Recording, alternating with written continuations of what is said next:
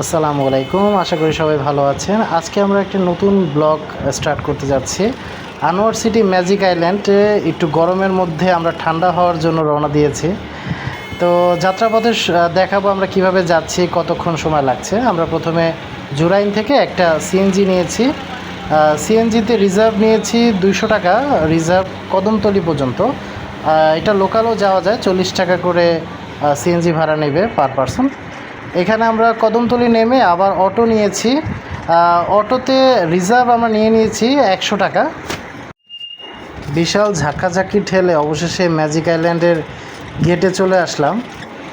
জুরাইন থেকে এখানে আসতে আমাদের টোটাল সময় লেগেছে 40 মিনিটের মতো। তো এটা ম্যাজিক আইল্যান্ডের ভেতরে ঢোকার যে গলিটা পাকা করে নাই, তাই প্রচণ্ড ঝাঁকি আর কি। যাক, আমরা অটো থেকে নেমে গেলাম।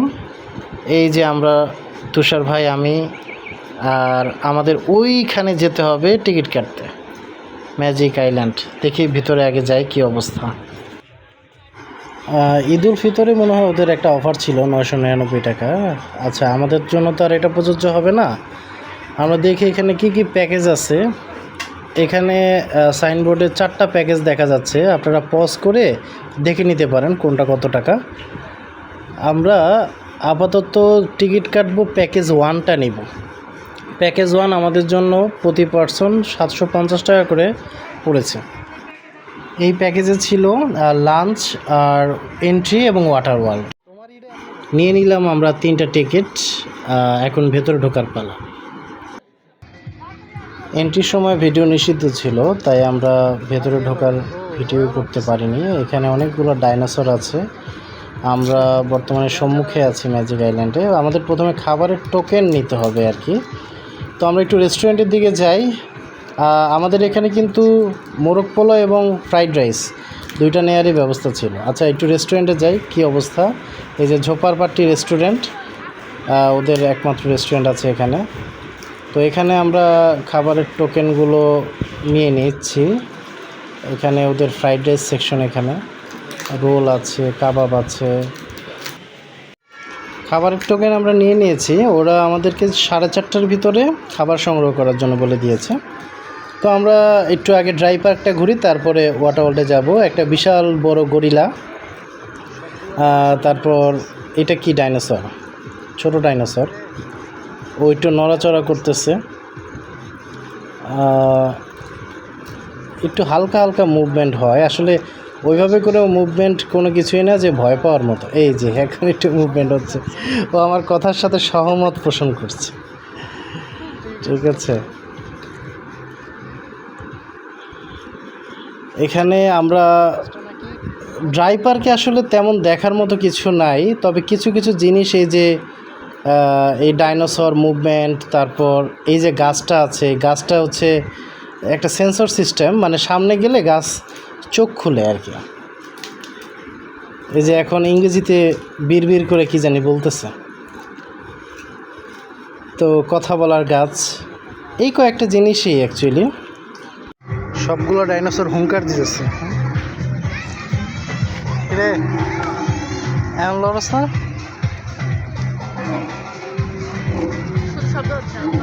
হ্যাঁ লড়ে না, লড়ে না, ওর তেল শেষ। হ্যাঁ তেল শেষ, সম্মতি জানাচ্ছে ওর তেল শেষ। ঠিক আছে, ওকে।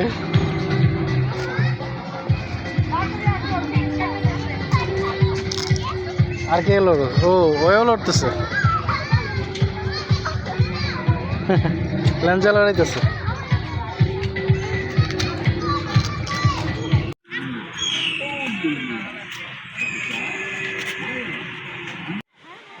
যা গরম পড়ছে, আর ড্রাই পার্কে সময় নষ্ট না করে ওয়াটার ওয়ার্ল্ডে ঢুকে গেলাম। তো আমরা অলমোস্ট 1টার দিকে প্রবেশ করেছি, সম্ভবত ওরা 5টা পর্যন্ত থাকতে দেয়। তো আমাদের ওয়াটার ওয়ার্ল্ডে ঢোকার পরে প্রথম যে ফরজ কাজটা হচ্ছে লকার নিয়ে নেওয়া। এখানে লকারের ব্যাপারটা একটু বলে দেই। ওরা লকার প্রতি 200 টাকা করে চার্জ নেয়, আর চাবি ফেরত দেওয়ার পরে 100 টাকা রিটার্ন করে দিবে। তার মানে ওদের বেসিক চার্জ হচ্ছে 100 টাকা করে। আমি মনে করি এটা ফ্রি দেওয়া উচিত ছিল, কারণ লকার তো অ্যাকচুয়ালি সবারই লাগে, মানে কয়জন বাহিরে আপনার কাপড় চোপড় চেঞ্জ করবে। এটা হলো চেঞ্জিং এরিয়া ভেতরে।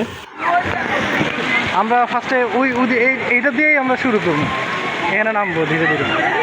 হ্যাঁ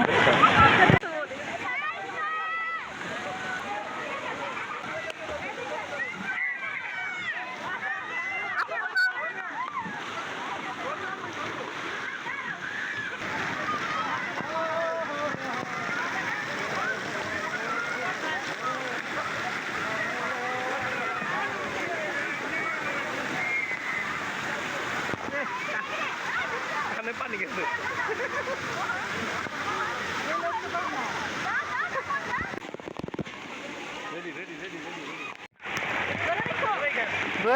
রাখছি সমস্যা নাই। দর্শন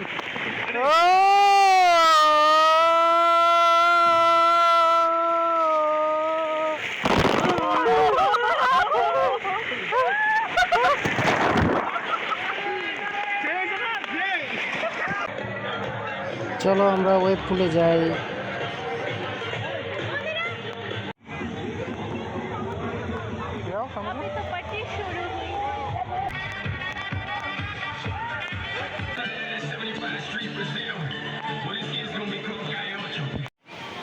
ডুবাডুবি শেষে আমরা খাবার খেতে চলে আসলাম। এখানে ফ্রাইড রাইস এবং চিলি চিকেন আর চিকেন আছে। মুরগিটা ভালো কিন্তু রাইসটা মজা লাগে না।